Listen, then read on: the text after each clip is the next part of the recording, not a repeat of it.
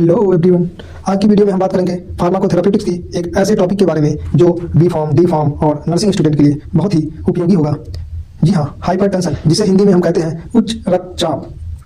जी दोस्तों, तो चलिए शुरू करते हैं। आखिर हाइपरटेंशन है क्या? Hypertension is a condition in which the blood pressure in arteries remain higher than normal for a long time. यानी जब लगातार सामान्य सीमा से ज्यादा रहता है तो उसे उच्च रक्तचाप कहा जाता है।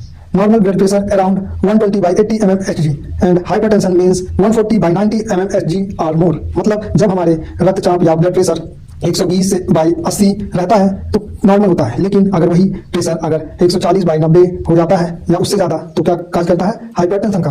तो दोस्तों, इसके कारण के बारे में समझते हैं, आखिर होता क्यों है।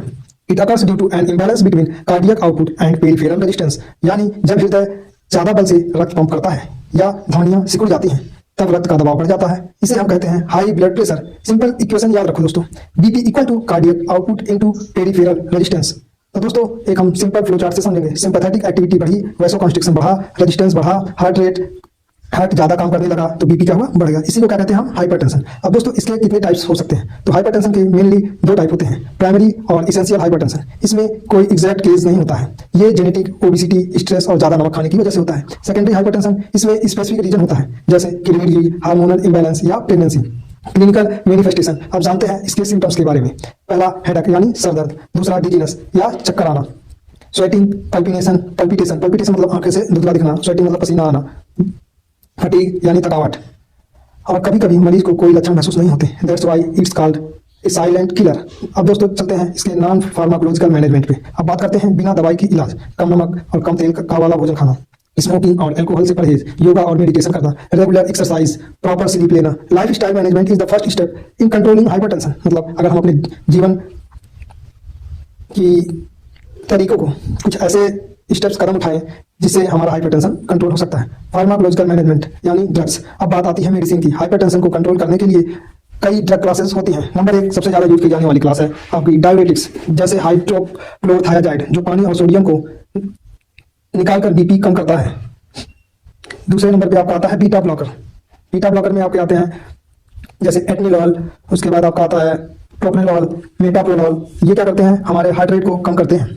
तीसरे नंबर पे आपका आता है कैल्शियम चैनल ब्लॉकर, जैसे एमिलोडिपिन, वेरापामिन।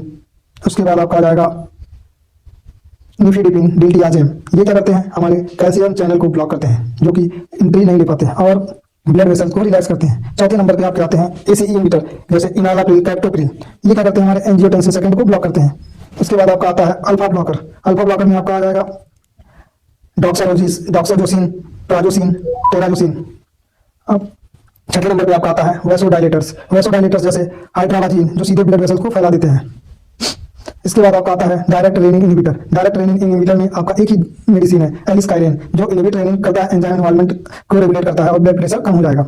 इसके बाद हम कुछ और भी ड्रग यूज करते हैं, जैसे सेंट्रल अल्फा एगोनिस्ट। इसमें क्लोडिडीन मिथाइल डोपा, ये स्टिमुलेट करता है सेंट्रल अल्फा रिसेप्टर को इन द ब्रेन, जो हमारे दिमाग में होता है, और ये क्या करता है? Reducing the sympathetic nervous system activity and lowering the blood pressure.